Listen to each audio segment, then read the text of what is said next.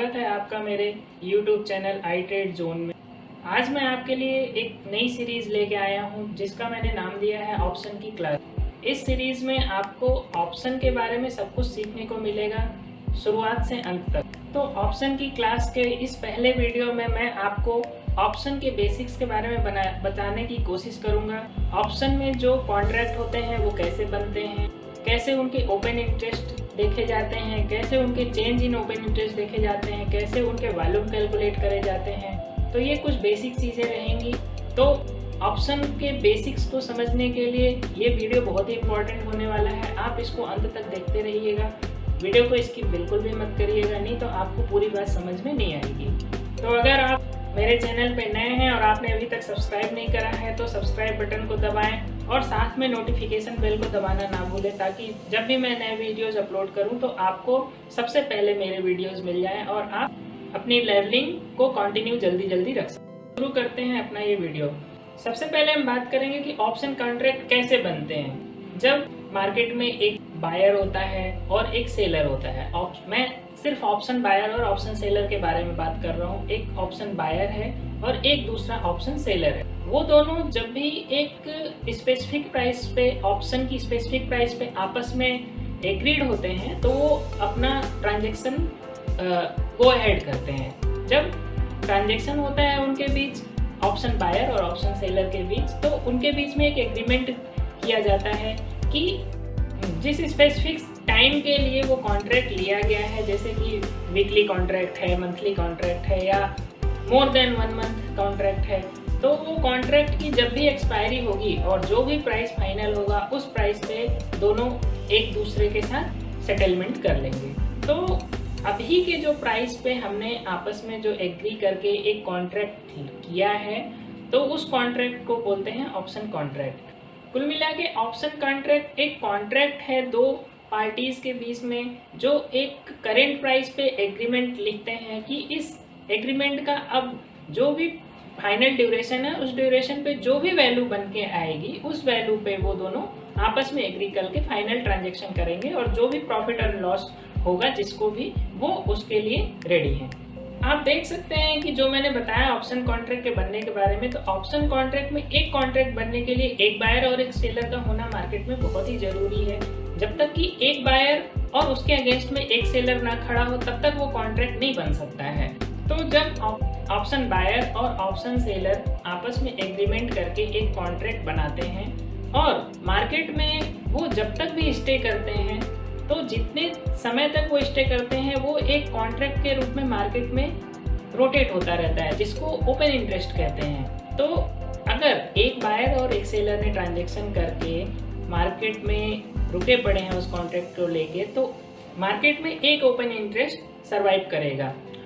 और एक बायर और एक सेलर के बीच में जो कॉन्ट्रैक्ट हुआ है उस ट्रांजेक्शन को वॉल्यूम के रूप में देखें तो अभी जो है एक वॉल्यूम के रूप में आता है। आइए अब मान के चलते हैं कि मार्केट में एक ओपन इंटरेस्ट के रूप में एक बायर और सेलर ने एग्रीमेंट किया हुआ है। तो मान लीजिए कि जो अभी कॉन्ट्रैक्ट चल रहा है उसमें एग्जिस्टिंग बायर और सेलर है। अब मान लीजिए कि सेलर अपना पोजीशन स्क्वायर ऑफ करना चाह रहा है, तो स्पष्ट रूप से कहा जा सकता है उस सेलर को अभी तो बायर बनना पड़ेगा अपने कॉन्ट्रैक्ट को एंड करने के लिए।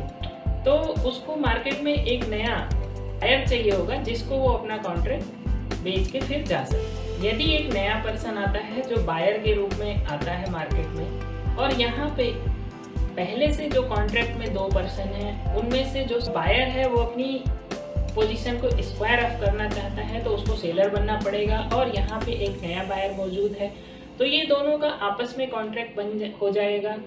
और इस स्थिति में आप देखेंगे कि वॉल्यूम तो एक से बढ़ जाएगा, मतलब एक पहले एक वॉल्यूम था अभी 2 हो जाएगा, क्योंकि जो ट्रांजेक्शन हुए थे पहले एक हुए थे अभी एक हुए और इसकी वजह से वॉल्यूम 2 हो गए, लेकिन ओपन इंटरेस्ट मार्केट में अभी भी एक ही रह जाएगा।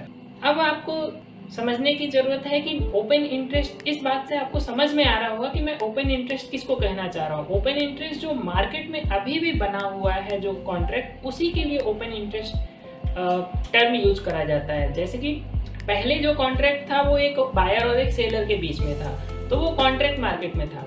अभी जो है हमने एक पर्सन उसमें से निकल गया, लेकिन दूसरा पर्सन उसमें घुस गया, लेकिन कॉन्ट्रैक्ट तो एक का एक ही रह गया, क्योंकि अभी भी इस मार्केट में देखा जाए तो एग्जिस्टिंग बायर और सेलर सिर्फ एक ही है, एक बायर एक सेलर और उनके बीच में आपस में एग्रीमेंट।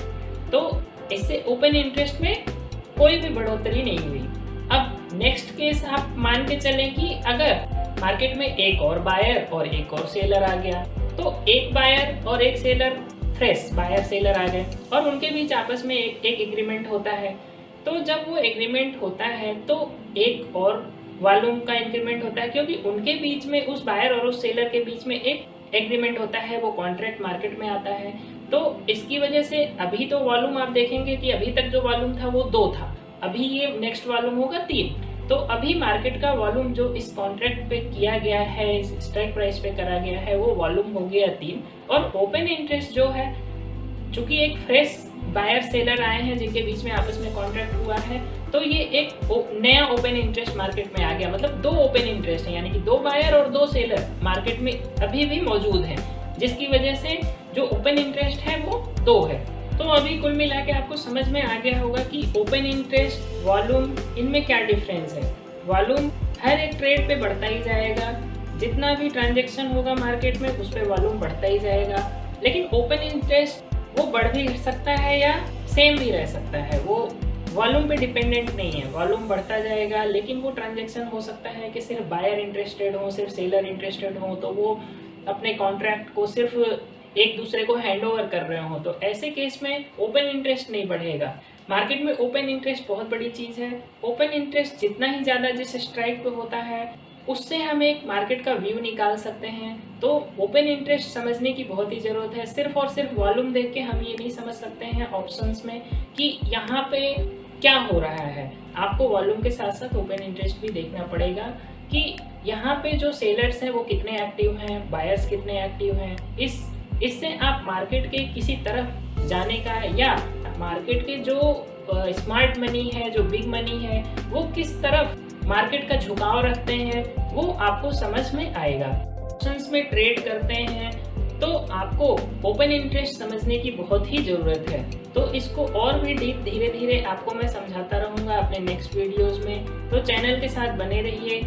धन्यवाद।